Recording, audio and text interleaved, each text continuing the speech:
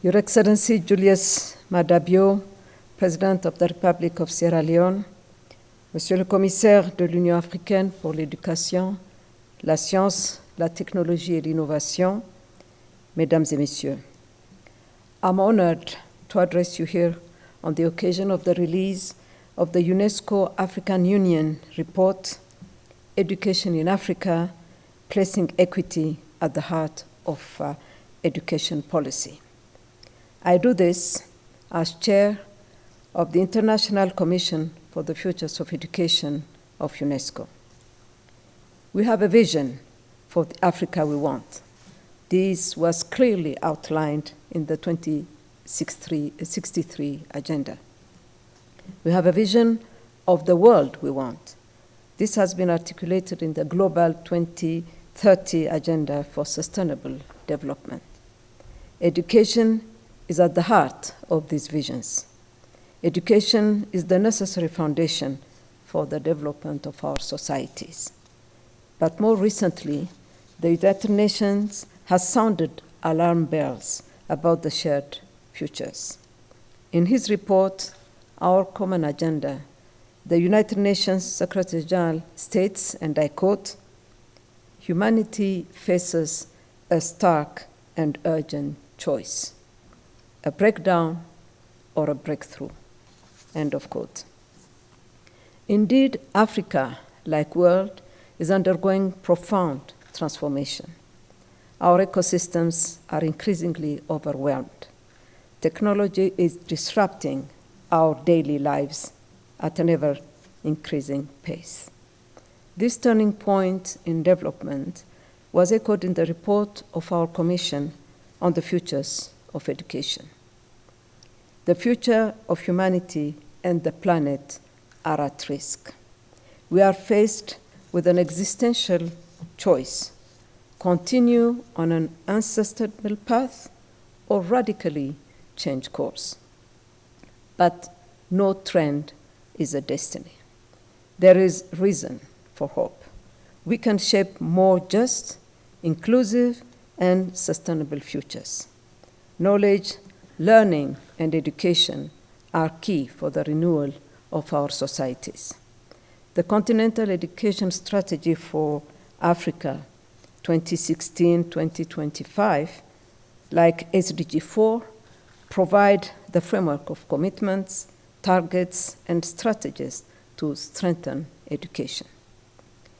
The Transforming Education Summit last September has given new impetus for the mobilization of the international education community. It advocates not only to accelerate progress toward these goals, but to transform education. To transform education, more of the same will not do. Some of our difficulties stem from how we educate. It's not only about strengthening political commitment to education in national development policies, or even to increase financing, as important as it is. We need a different education. To transform the future, we need to renew education.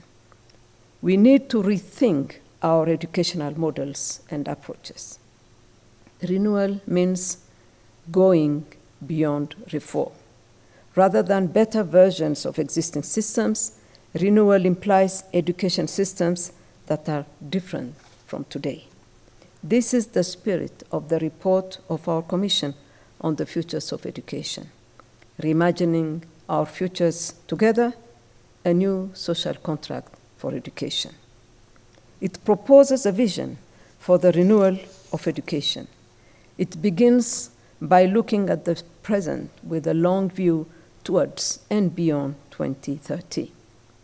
First, the persistent educational exclusion we see is just unacceptable. As outlined in the CESA report, exclusion from education in Africa remains stark. 1 in 5 children are out of primary school. Almost 6 in 10 adolescents are out of secondary school. The proportion of young people not in employment, education, or training in sub-Saharan Africa has worsened over the past 10 years. And yet, we have the largest share of youth in the world. There cannot be renewal of education without addressing the root causes of social exclusion.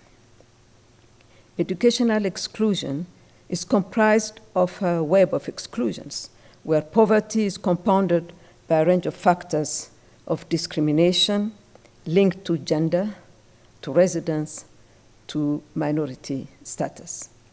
Past injustices need to be addressed and corrected.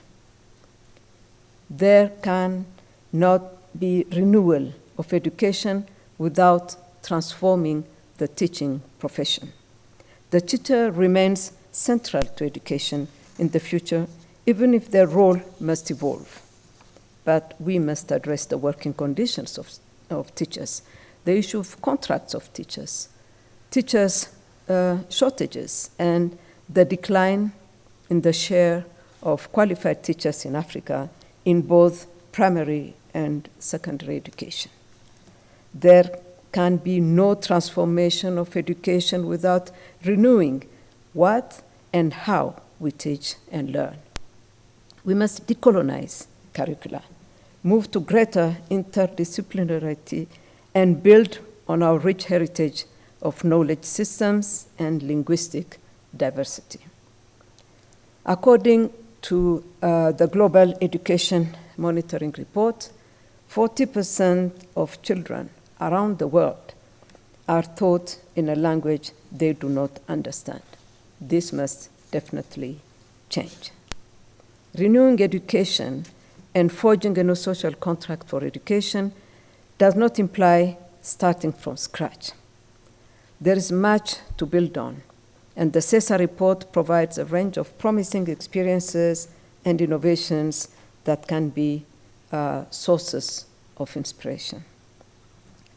We must maintain a vision of education as a public endeavor, a societal project that serves public purposes, happens in public spaces, and is accountable to all.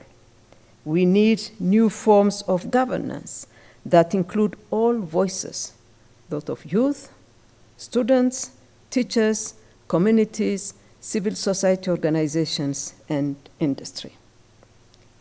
It is only through a renewed social contract for education that we can transform the future together. I thank you for your attention.